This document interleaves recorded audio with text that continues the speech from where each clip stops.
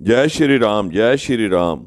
हम हिंदू धर्म की उन 16 कहानियों के बारे में, उन कथाओं को सुन रहे थे जो अलग अलग तरह की हैं। आज राम की कहानी आपको सुनाता हूँ।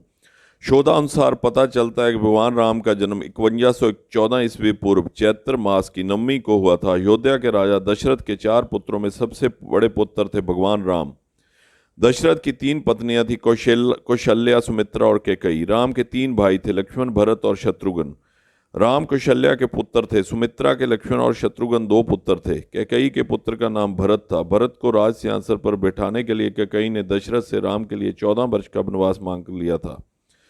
लक्ष्मण की पत्नी का नाम उर्मिला, शत्रुघ्न की पत्नी का नाम ऋषिकृति और भरत की पत्नी का नाम मांडवी था। सीता और उर्मिला राजा जनक की पुत्रियां थी और मांडवी और श्रुतिकीर्ति कृष्णवंश की पुत्रियां थी। लक्ष्मण के अंगद तथा चंद्रकेतु नामक 2 पुत्र थे। राम का विवाह मिथिला के नरेश राजा जनक की पुत्री सीता से हुआ। सीता स्वयंवर में रावण भी आया था। विवाह बाद कैकेयी के कहने पर राम को दशरथ ने 14 वर्ष के लिए वनवास में भेज दिया। वनवास में सीता और लक्ष्मण भी उनके साथ गए। इधर कैकेयी ने भरत को अयोध्या का राजा बना दिया। वनवास के दौरान लक्ष्मण ने रावण की बहन शूर्पणखा की नाक काट दी थी। सीता स्वयंवर में अपनी हार और शूर्पणखा की नाक काटने का बदला लेने के लिए रावण ने सीता का हरण कर लिया। वनवास के दौरान ही राम को सीता से 2 पुत्र प्राप्त हुए, लव और कुश। एक शोधानुसार लव और कुश की 50वीं पीढ़ी में शल्य हुए, जो महाभारत युद्ध में कौरवों की ओर से लड़े।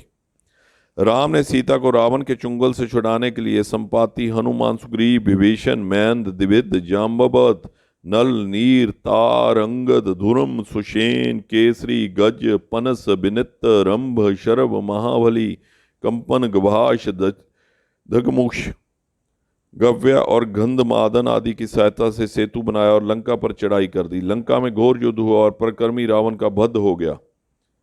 तब पुष्पक विमान द्वारा रावण सीता सहित पुनः अयोध्या आ गए।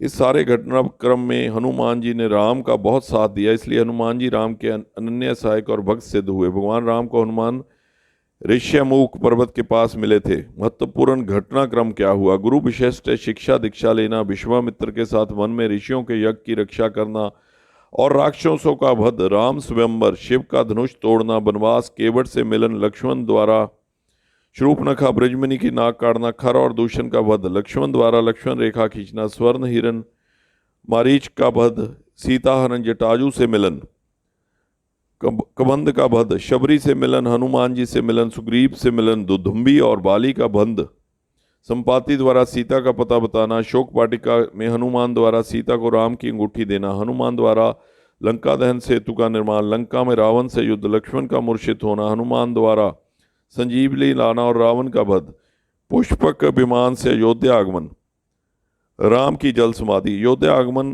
के बाद राम ने कई वर्षों तक अयोध्या का राजपाट संभाला और इसके बाद गुरु विशिष्ट ने, ब्रह्मा ने उनको संसार से मुक्त हो जाने का आदेश दिया।